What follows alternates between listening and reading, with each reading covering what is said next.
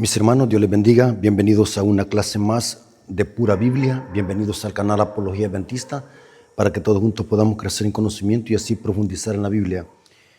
En esta hora, hermanos, queremos presentar un tema sólido sobre doctrina y sobre un versículo que se presta mucha confusión.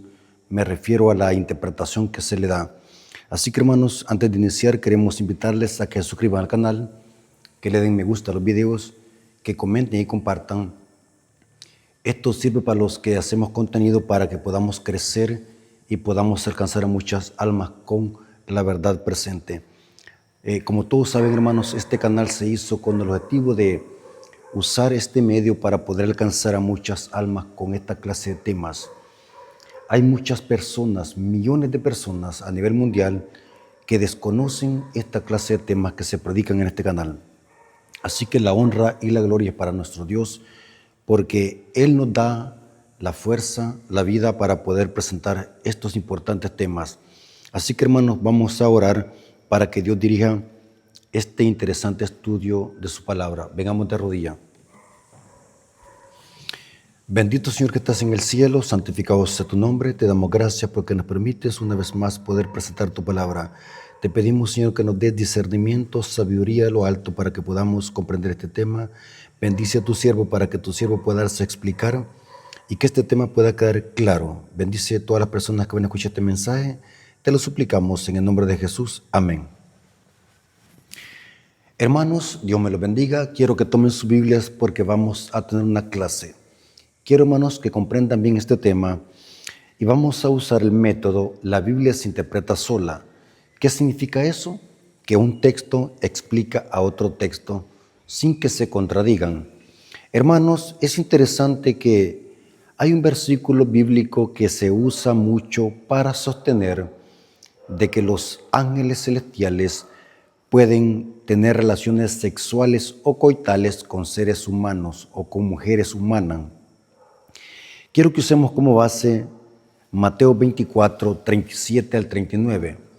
Hermanos, quiero decirles, hermanos, que la historia del diluvio es un hecho real, es un evento real.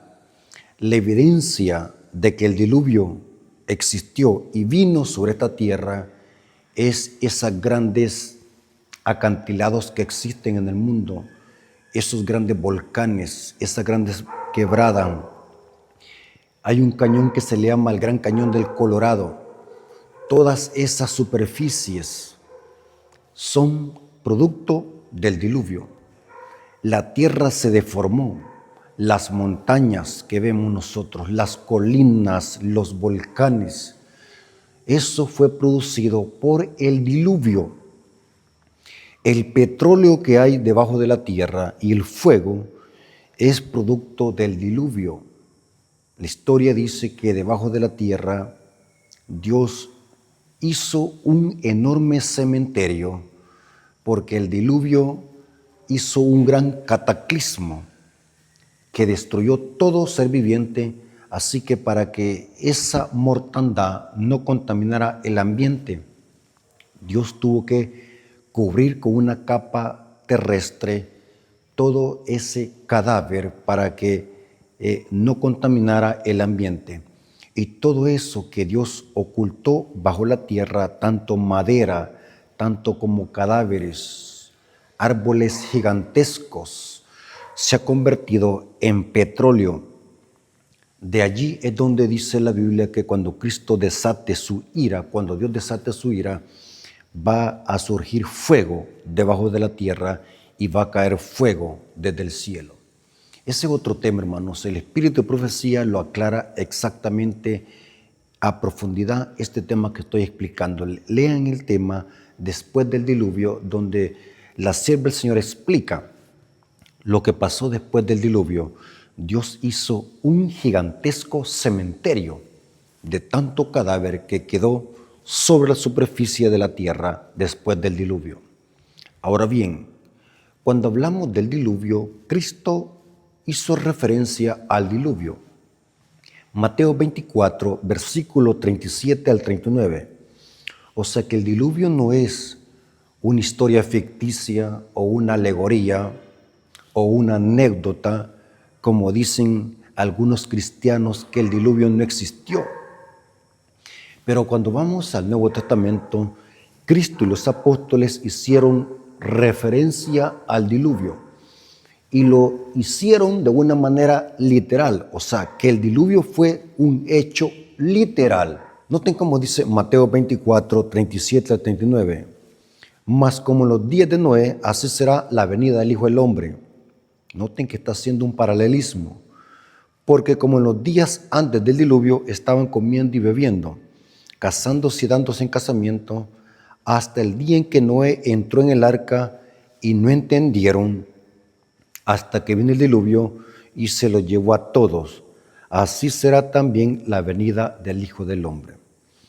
Esta referencia que Cristo está haciendo del diluvio demuestra en lujo de detalles que el diluvio fue un hecho real. Dios mandó un diluvio de agua sobre esta tierra para ponerle fin a la maldad antes del diluvio. No fue una historia ficticia, no es una fábula, fue un hecho real. El testimonio que vemos nosotros en la naturaleza es el arco iris. Dios le dijo a Noé que el arco iris era un pacto de promesa, que ya no iba a destruir la tierra con otro diluvio. Y el arco iris iba a ser esa promesa para que el hombre siempre se recordara. Noten que el arco iris de Dios tiene 7 colores. El diablo lo ha deformado. Ustedes saben a qué me refiero, que tiene 6 colores. El arco iris del diablo, ¿saben a qué me refiero? El arco iris de Dios tiene 7 colores, porque el número 7 es el número perfecto de Dios. Entonces, cuando veamos el arco iris, recordémonos del diluvio, que Dios hizo un pacto con Noé. Ahora, ¿por qué he dado esta cita? Esta cita la he dado para demostrar que lo que pasó con el diluvio fue un hecho real. Ahora, la pregunta es, ¿por qué la tierra se contaminó y llegó al límite de la maldad? ¿Qué produjo esta maldad? ¿Qué produjo esto para que la maldad llegara al límite y llenara la copa? ¿Qué es lo que produjo eso? En Génesis capítulo 6, versículos 1 al 5, dice cuál fue el inicio de esa rebelión en contra de Dios, para que Dios mandase un diluvio que destruyera todo ser viviente. En Génesis 6, capítulo 1, versículo 5, dice lo que pasó. Aconteció que cuando comenzaron los hombres a multiplicarse, noten que dice los hombres, empezaron a multiplicarse sobre la faz de la tierra, les nacieron hijas. Noten, los hombres tuvieron hijas, que viendo los hijos de Dios, noten que viendo, ver tiene que ver con el órgano fisiológico de la vista. Algo vieron. Vamos a ver al final qué es lo que vieron. Que viendo los hijos de Dios, que las hijas de los hombres eran hermosas, tomaron para sí mujeres, escogiendo entre todas. Y dijo Jehová, no contenderá mi espíritu con el hombre para siempre, porque ciertamente él es carne, mas serán sus días 120 años. Y había gigantes en la tierra en aquellos días. Noten que habían gigantes, no solamente de estatura, sino de intelecto. Pero todo el intelecto y el conocimiento que tenían lo usaban para de continuo al mal. Noten, y había gigantes en aquellos días. Y también después que se llegaron los hijos de Dios a las sillas de los hombres. O sea que ya antes habían gigantes. Y cuando hubo esta amalgama entre hijos de Dios e hijas de los hombres, también nacieron gigantes.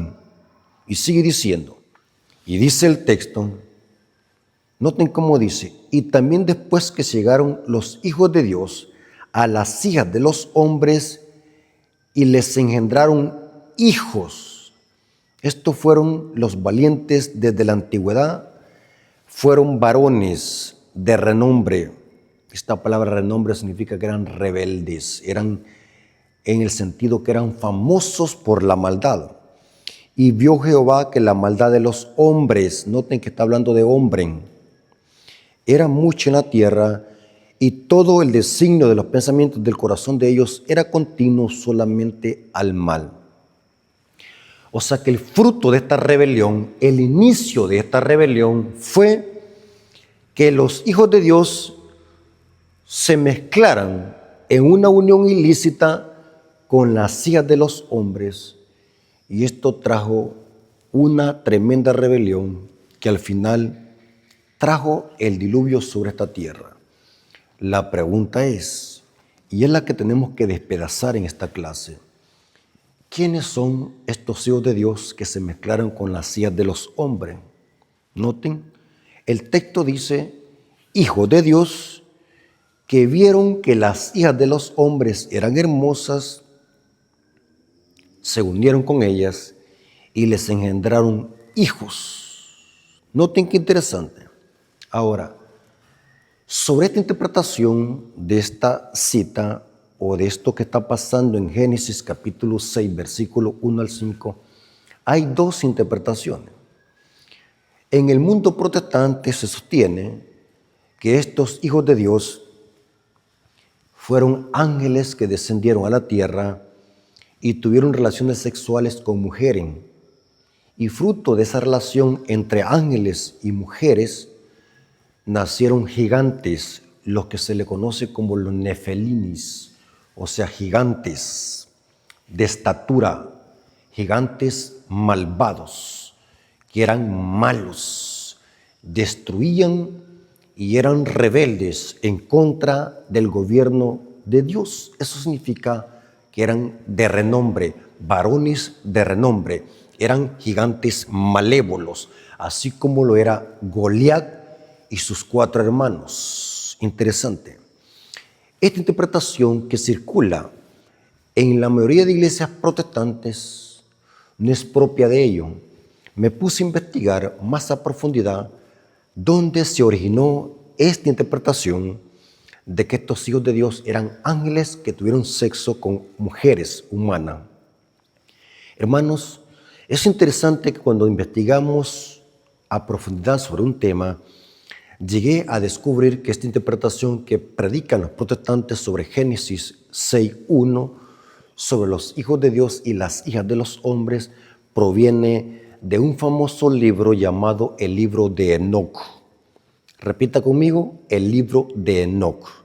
¿Qué es el libro de Enoc?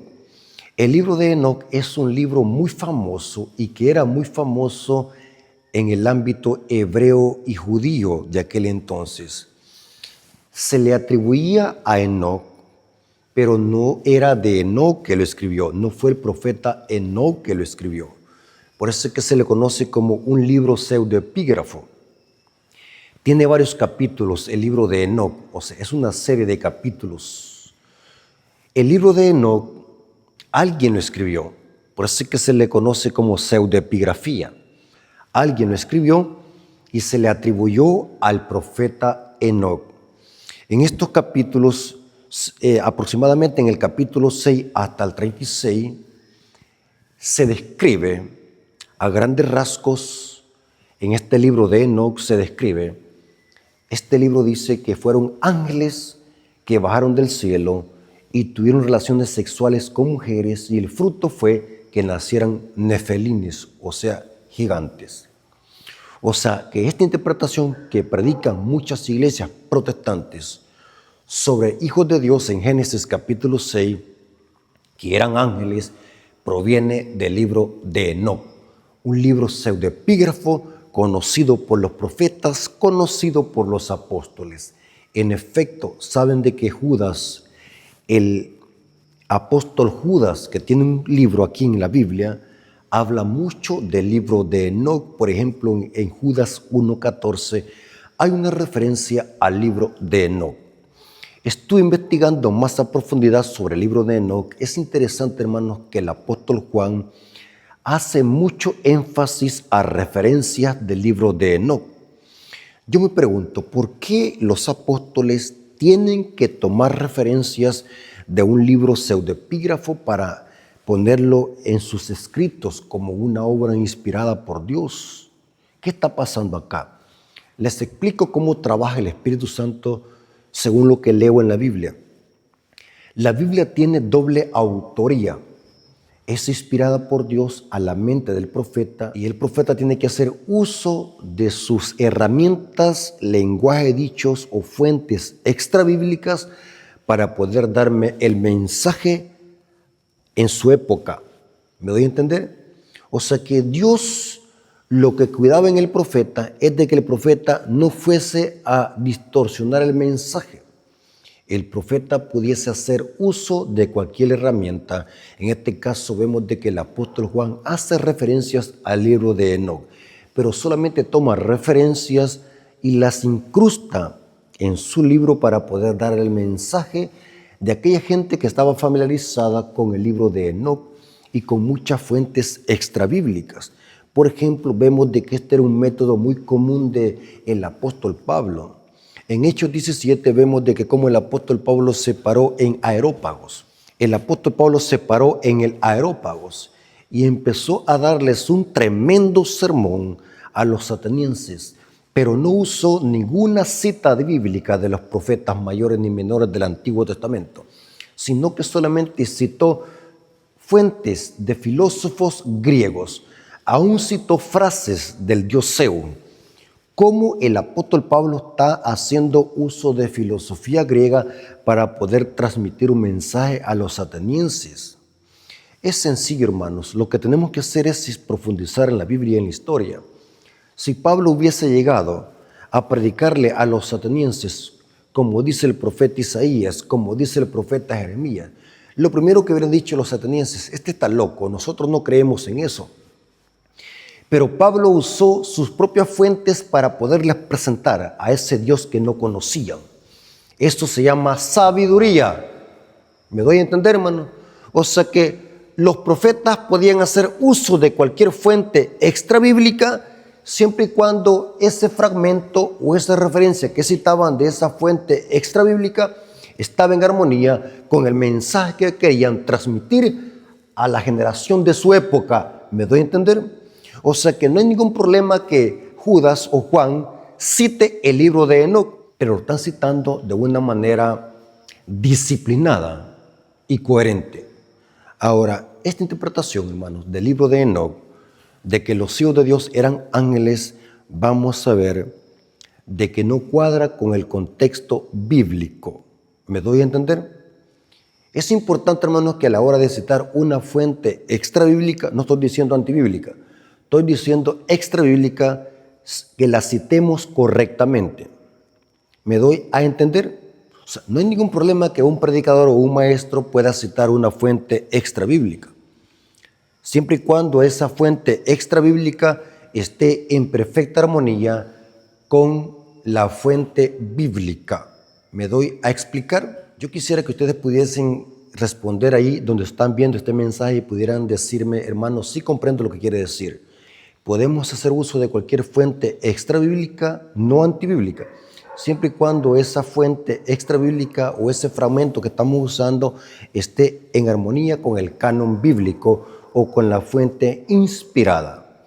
El apóstol Pablo, al hacer uso de esas referencias, lo estaba haciendo en una forma disciplinada.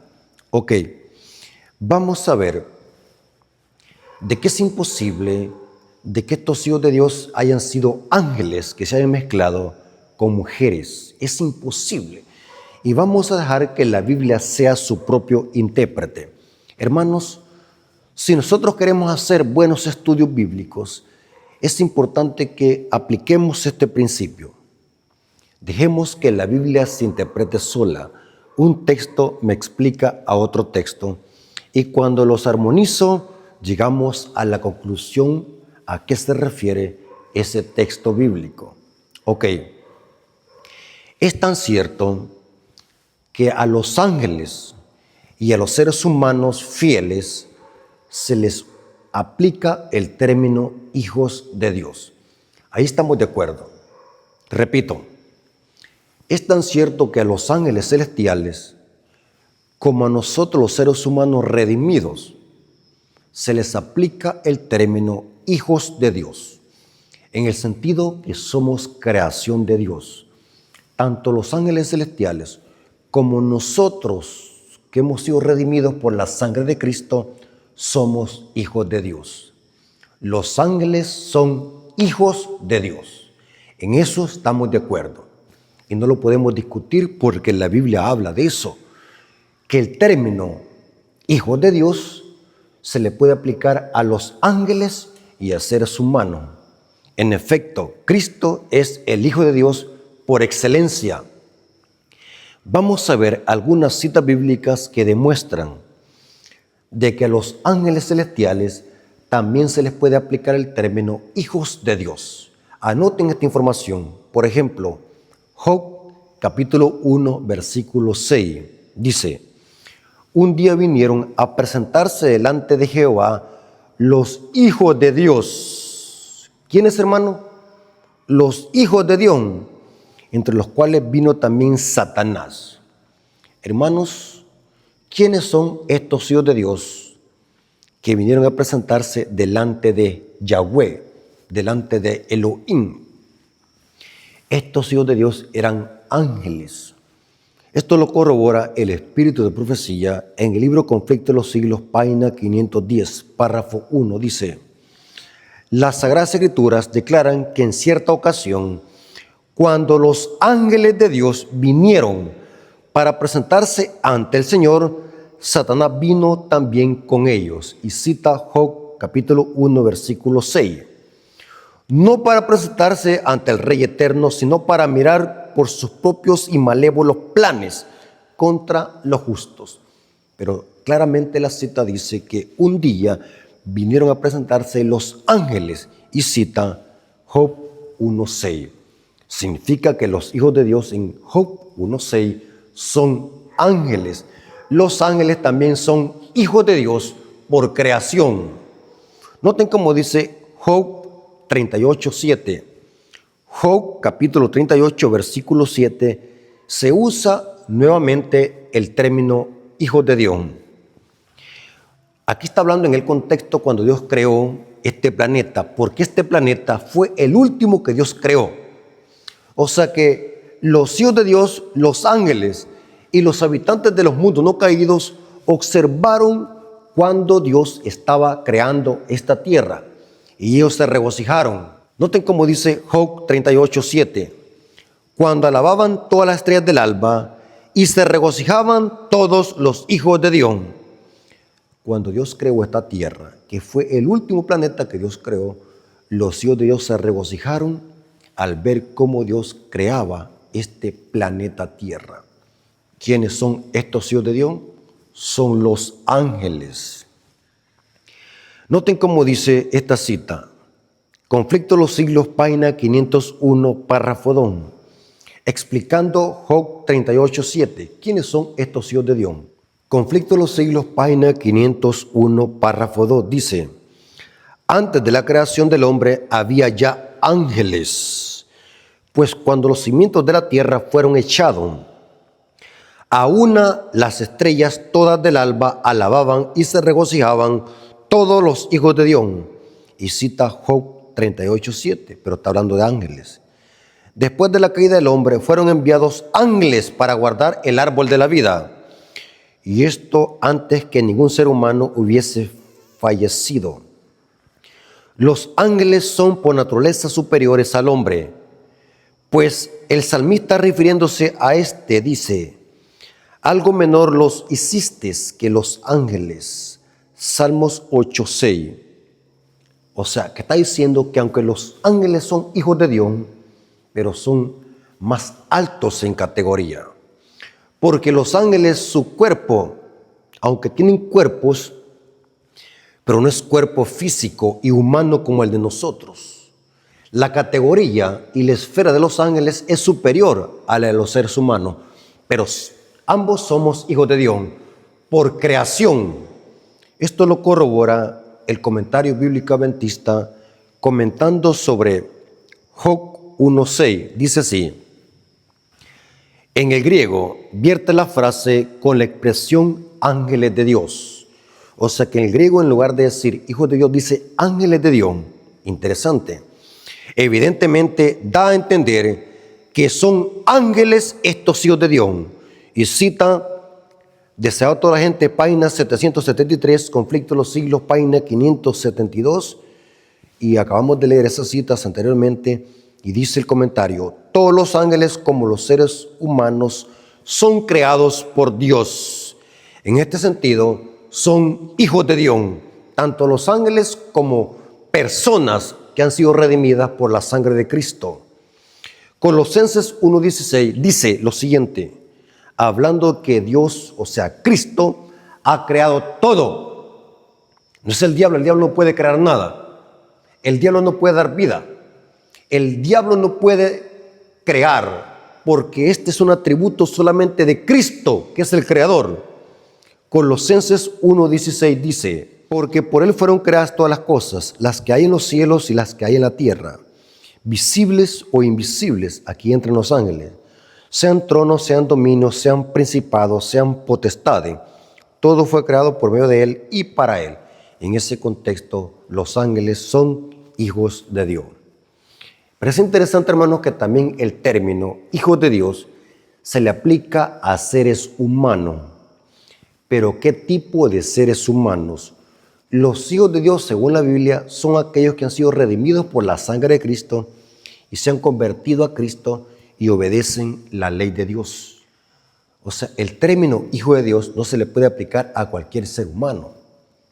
Como dijo el Papa Francisco en una cátedra, en una catequesis, dijo, para tranquilizar la conciencia del movimiento LGBTV, diciendo que todos somos hijos de Dios.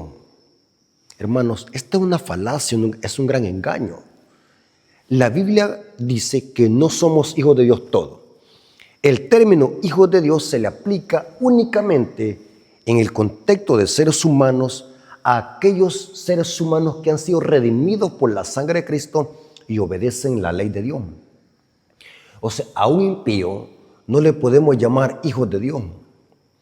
A los impíos que rechazan el evangelio y que rechazan la ley de Dios, no le podemos llamar hijos de Dios. Vamos a ver de que la Biblia le llama hijos del diablo. Hay dos categorías, hijos de Dios e hijos del diablo. No hay términos medios. Según la Biblia, hay dos grupos y dos familias y hay dos padres, hijos de Dios e hijos del diablo. El diablo es el padre de la mentira y el padre de las luces, que es Jehová de los ejércitos. Vamos a leer una serie de citas donde demuestra que el término hijo de Dios se le aplica a seres humanos redimidos. Pero estoy investigando más a profundidad este tema sobre el término hijo de Dios y lo que descubrí es más profundo de lo que creía. Cuando se aplica el término hijo de Dios a Cristo, se usa otra palabra en griego. Pero cuando se aplica hijos de Dios a los seres humanos, se usa otra palabra en griego.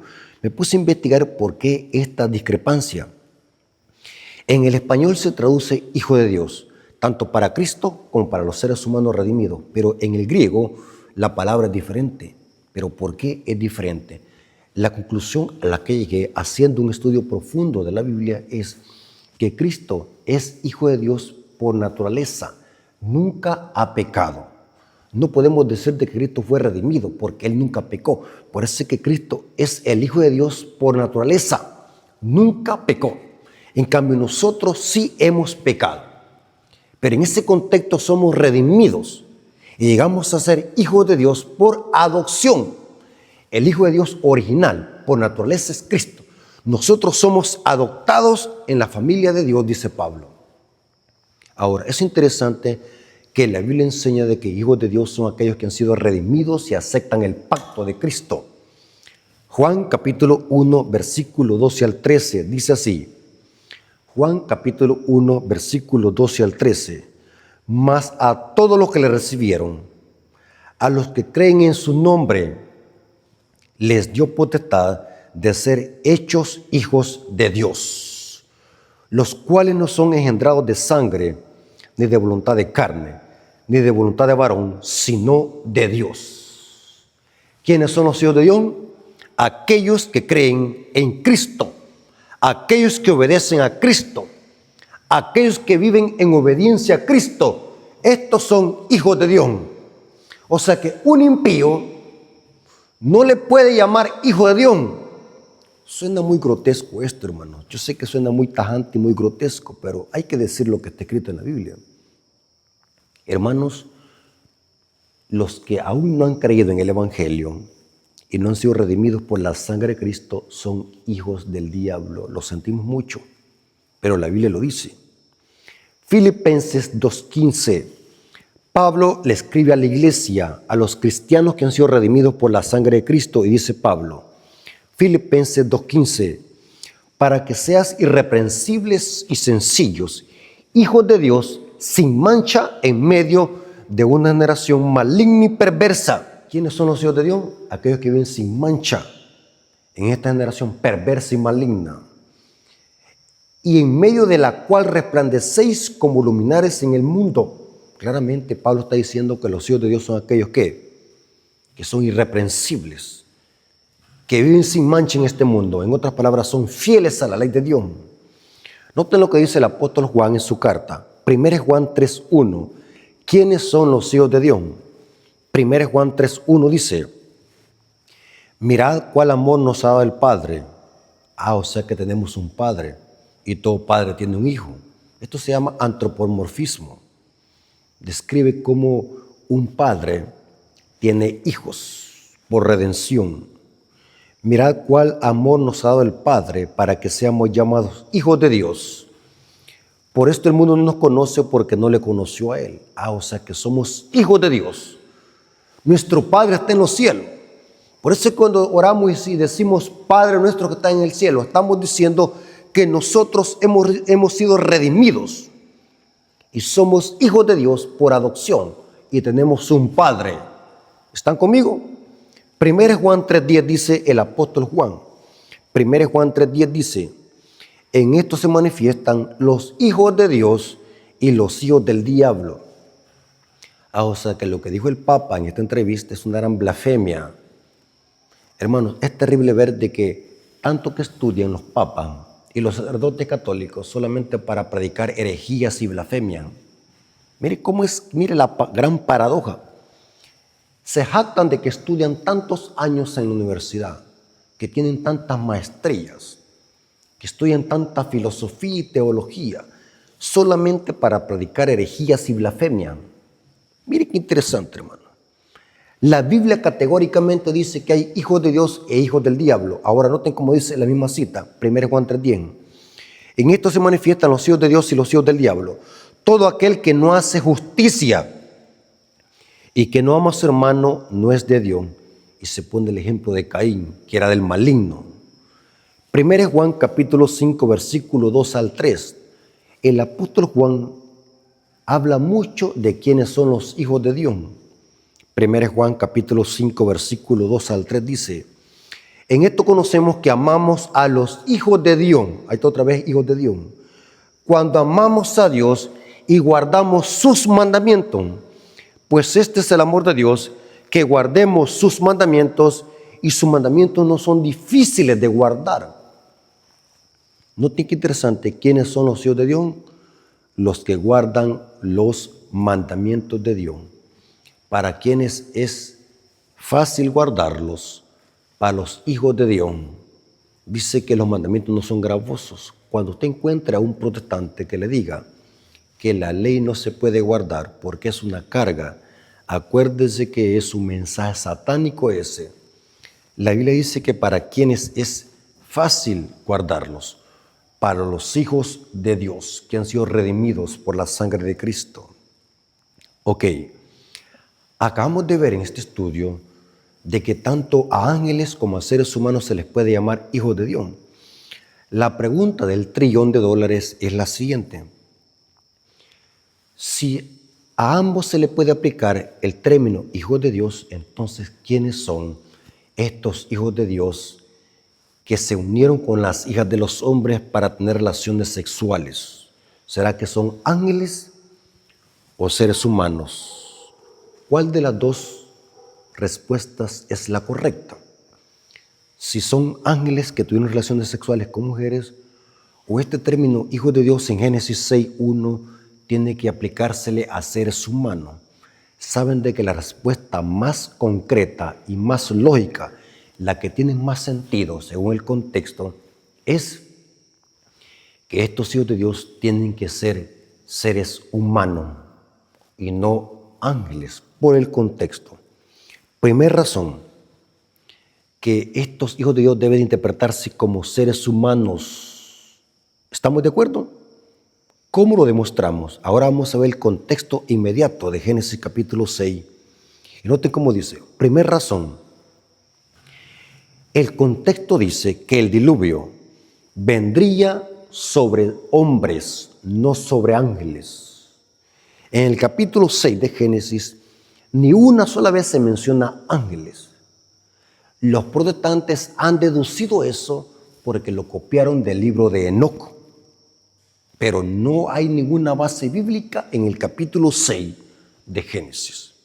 No se menciona ni una sola vez ángeles. Dice que el castigo iba a venir sobre hombres, no sobre ángeles. Por ejemplo, Génesis capítulo 6, versículo 3. Noten cómo dice, y después nos saltamos al versículo 5 al 7, donde se menciona que el castigo del diluvio iba a venir sobre hombres impíos, no sobre ángeles. Y dijo Jehová, no contenderá mi espíritu con el hombre. Noten, se menciona hombre. En el griego es andropos y en el hebreo es Adán. O sea que el diluvio iba a venir sobre Adanes, sobre hombres. No contenderá mi espíritu con el hombre para siempre, porque ciertamente él es carne. Noten que somos nosotros que tenemos carne, los hombres tenemos carne, los seres humanos tenemos carne. Los ángeles, aunque tienen cuerpo físico, pero no se sabe de qué están hechos. Son cuerpos celestes, pero que es diferente su composición a la de nosotros. Y noten cómo dice, porque ciertamente él es carne, mas serán sus días 120 años. Y vio Jehová que la maldad de los hombres, otra vez se menciona la palabra hombre, el sustantivo hombre, y la maldad de los hombres era mucha en la tierra, y todo el signo de los pensamientos del corazón de ellos era continuo solamente al mal. Y se arrepintió Jehová de haber hecho al hombre, otra vez el hombre. Se arrepintió Jehová de haber hecho al hombre. Esta palabra arrepentir no significa que Dios se haya arrepentido como se arrepiente el ser humano. En el hebreo dice, le dolió el corazón. Y noten cómo dice, y dijo Jehová, raeré sobre la faz de la tierra a los hombres. Y noten cómo dice, desde el hombre hasta las bestias y hasta el reptil, y las aves del cielo, pues me arrepiento de haberlos hecho, dijo Dios. O sea que estaba enormemente dolido de su corazón Dios al ver cómo el ser humano se había corrompido. Noten, hermanos, que claramente se sostiene y se enseña en estos versículos, que el castigo iba a venir sobre los hombres, no sobre ángeles. Por eso es inconsistente y fuera de contexto sostener de que estos hijos de Dios eran ángeles. Estos hijos de Dios deben interpretarse como hombres. La segunda interpretación o la segunda razón, el por qué estos hijos de Dios es imposible que sean ángeles, es que los ángeles no pueden procrearse. Los ángeles no fueron creados para procrearse. La esfera de los ángeles es otra en el gobierno celestial. Los ángeles no pueden procrearse porque no fueron creados con esa constitución física. Los únicos que pueden procrearse son los seres humanos, no ángeles. ¿Dónde lo dio Cristo? Noten cómo dice la palabra de nuestro Dios. Lucas 20:35, hablando de que en la resurrección, o sea, los redimidos ya no van a poderse procrear, porque en la tierra nueva no va a haber nacimiento de niño, ya no va a haber procreación. Los esposos que se salven van a verse como hermanos, como amigos. El amor eros va a desaparecer en la tierra nueva. Cristo lo dice. Lucas 20:35. Mas los que fueron tenidos por dignos de alcanzar aquel siglo y la resurrección de entre los muertos, ni se casan, ni se dan en casamiento porque serán como los ángeles. Marcos 2:25 dice: porque cuando resuciten de los muertos, ni se casarán ni se darán en casamiento, sino que serán como los ángeles que están en los cielos. Por tanto, hermanos, es imposible que estos hijos de Dios de Génesis capítulo 6 hayan sido ángeles, porque los ángeles no se pueden procrear. La Biblia lo dice en lujo de detalle. Entonces, para concluir, ¿quiénes son estos hijos de Dios y estas hijas de los hombres que se unieron en una unión ilícita? Les explico.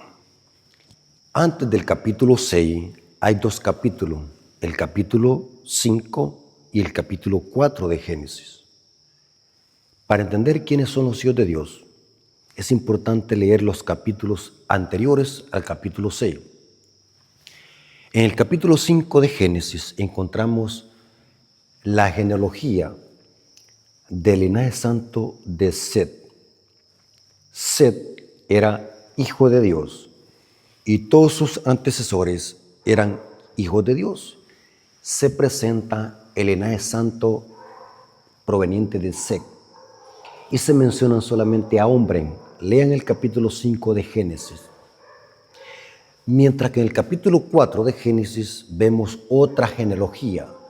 Vemos la genealogía del linaje impío de Caín. Es interesante que en el capítulo 4, allí sí encontramos mujeres, mientras que en el capítulo 5, aunque es posible que hayan nacido mujeres de sus descendientes de Set, pero no se mencionan en Génesis capítulo 5, porque Dios a través de Moisés quiere enfatizar un punto, que estos hijos de Dios que se mezclaron con las hijas de los hombres eran hijos de Dios que descendían del linaje santo de Set, que buscaron mujeres impías del linaje impío de Caín. En otras palabras, esto sería así. Es como cristianos fieles que se fueron al mundo a buscar mujeres impías para casarse. La Biblia dice, no los unáis en yugo desigual con los incrédulos. Eso lo dice Pablo. O sea, lo que estamos diciendo es, hermano, que hijos de Dios que provenían del linaje santo de Set se unieron con mujeres impías que provenían del linaje de Caín. En efecto, saben, hermanos, que en el linaje de Caín encontramos dos mujeres. Esto está en Génesis 4:19. Noten cómo dice: Lamec tomó para sí dos mujeres. El nombre de una fue Ada y el nombre de la otra Sila. Noten que en el linaje de Caín se mencionan mujeres. Claro que en el linaje de Set también había mujeres, pero Dios solamente presenta que la genealogía la lleva el hombre, mientras que en el linaje impío de Caín se mencionan mujeres, porque cuando vemos el contexto, fueron hijos de Dios, o sea, seres humanos fieles, hijos de Dios, que apostataron y buscaron mujeres impías del linaje impío de Caín para unirse en una amalgama ilícita.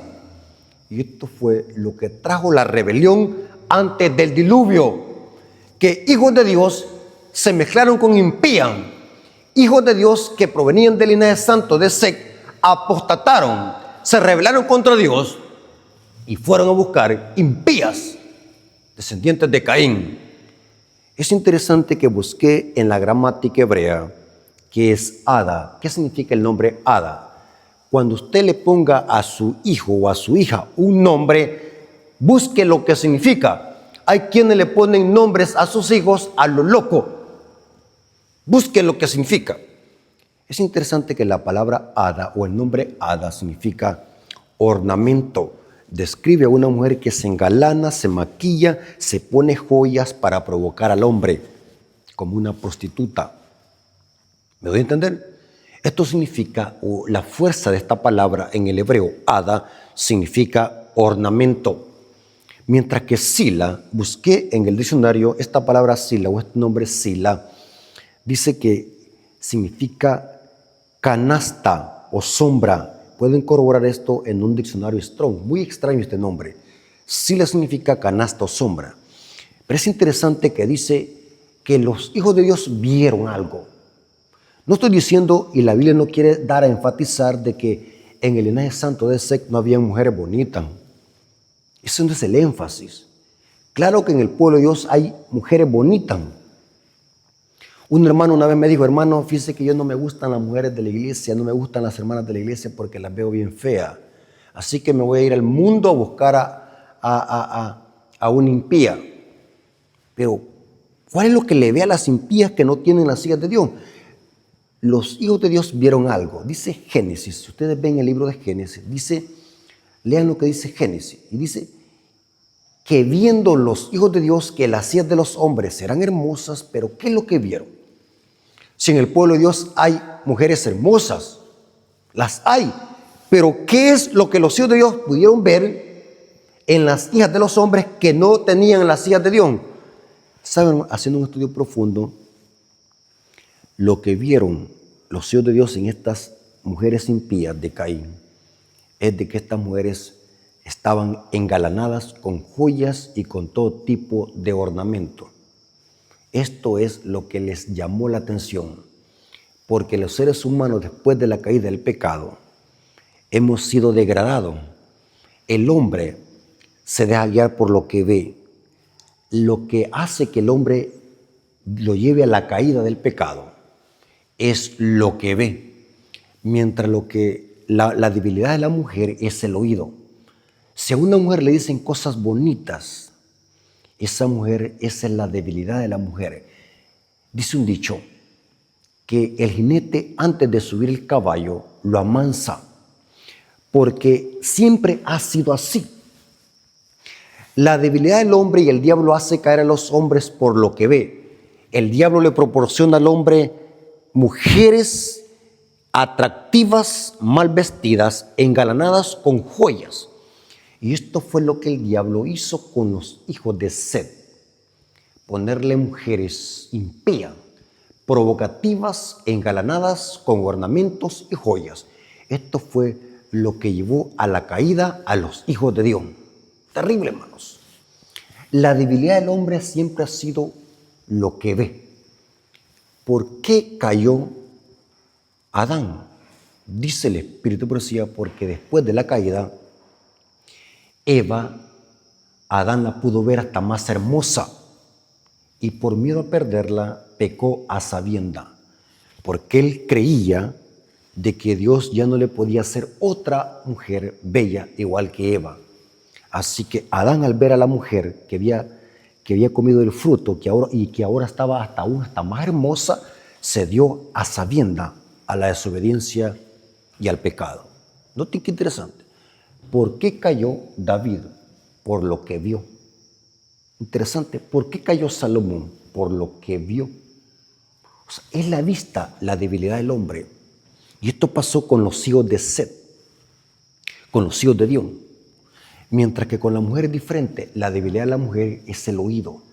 Una mujer no puede ser tan bella hablando físicamente, pero si se le dice que es hermosa y se le dicen cosas lindas y agradables, va a ser presa fácil de Satanás. Hermanos, quise traer este estudio, hermanos, porque es importante que nosotros podamos definir quiénes son los hijos de Dios y las hijas de los hombres. Hijos de Dios son los descendientes del linaje santo de Set que apostataron, y las hijas de los hombres son descendientes del linaje impío de Caín. Nada que ver con ángeles, sino que fue una unión ilícita entre hijos de Dios con impías. Hermanos, voy a leer una cita del Conflicto de los Siglos donde presenta de que estos gigantes que existieron antes del diluvio van a levantarse en la segunda resurrección después de los 1000 años para ser juzgados en el juicio del gran trono blanco después de los 1000 años. Estos grandes y pequeños que menciona Apocalipsis 20, 11 al 15, son esos gigantes, son esos grandes que se mencionan en Apocalipsis, son los gigantes antes del diluvio. Eran gigantes malévolos, diabólicos. Conflicto de los Siglos, página 645, párrafo 1, dice: entre aquella inmensa muchedumbre se encuentran numerosos representantes de la raza longeva que existía antes del diluvio. hombres de estatura y elevada y de capacidad intelectual gigantesca, que habiendo cedido al dominio de los ángeles caídos, consagraron su habilidad y todos sus conocimientos a la exaltación de sí mismos. Por eso que eran varones de renombre. Hombres cuyas obras artísticas maravillosas hicieron que el mundo los idolatrase su genio, pero cuya crueldad y malos árdides mancillaron la tierra y borraron la imagen de Dios. Noten que eran gigantes deformados. Según esta cita, hermanos, eran gigantes feos, terroríficos, que toda su habilidad la usaron para hacer el mal. Y después de los 1000 años se van a levantar para ser juzgados y ser destruidos. Hermanos, Dios les bendiga. Espero que esta clase haya sido de bendición y podamos haber aprendido más sobre este tema y poder haber comprendido que estos hijos de Dios que se mencionan en Génesis 6 no son ángeles, sino que son descendientes del linaje santo de Set, que se unieron con impías hijas de Caín. Así que la honra y la gloria haya sido para nuestro Dios. Vamos a orar para que Dios nos bendiga y nos siga dando más conocimiento. Vengamos de rodillas. Señor bendito que estás en el cielo, santificado sea tu nombre. Gracias por tu palabra, gracias por este conocimiento que le da a la iglesia adventista. Bendice a tus hijos que van a escuchar este mensaje, que ellos puedan crecer en conocimiento y puedan prepararse para tu segunda venida. Gracias, Padre, porque tu palabra es viva y eficaz, más cortante que una espada de 2 filos. Gracias por esta clase, te lo agradecemos en el nombre de Jesús. Amén. Mis hermanos, Dios me los bendiga.